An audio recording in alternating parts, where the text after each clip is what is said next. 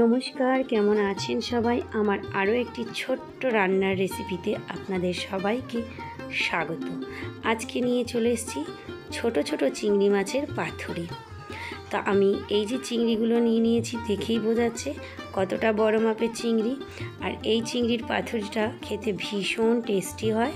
তো চলুন, আমি এখানে চিংড়িগুলোকে বেছে নিয়েছি।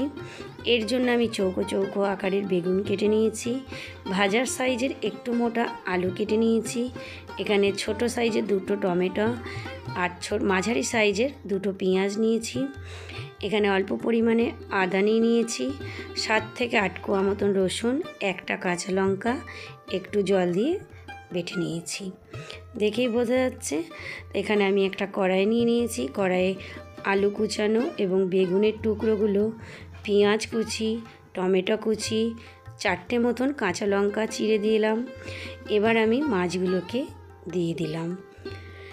এরপর আমি আরও 2টো মতন শুকনো লঙ্কা কুচি, স্বাদ অনুসারে লবণ, মিনিমাম ওই ছোট চামচের 1 চামচ মতন লবণ, পরিমাণ মতন হলুদ, একটু কাশ্মীরি লঙ্কার গুঁড়ো, ছোট চামচের 1 চামচ ধনে গুঁড়ো, ছোট চামচের 1 চামচ জিরে গুঁড়ো, আর আদা আর রসুন আর একটা লঙ্কা বাটার মশলাটা, একটু জল, বাটি ধোয়া, আর একটু সর্ষের তেল। এবার সমস্ত কিছু আমি ভালো করে আলতো হাতে মাখিয়ে নেব। আর এইভাবে একবার খেয়ে দেখবেন, ভীষণ ভালো লাগবে। আমরা সাধারণত পাতুরি ছোট ছোট মাছ খেয়ে থাকি, কিন্তু চিংড়ি মাছ না খেয়ে থাকলে একবার করে দেখবেন, ভীষণ ভালো হয়। এবার আমি কড়াইটা ঢাকা দিয়েছি।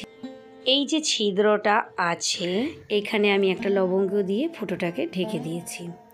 মিনিমাম ঢেকে দেওয়ার 5 থেকে 7 মিনিট পর আমি একবার উল্টে দিয়েছিলাম, তারপর আবার 2 মিনিটের জন্য ঢেকে দিয়েছিলাম। 2 থেকে 3 মিনিট পরে ঢেকে ঢাকা খুলে এই যে এরপর আমি কিছুটা ধনেপাতা কুচনো রেখে দিয়েছিলাম, ধনেপাতাটা দিয়ে ভালো করে মিশিয়ে নিলাম। এখন আমি গ্যাসের ফ্লেমটাকেও বন্ধ করে দিয়েছি।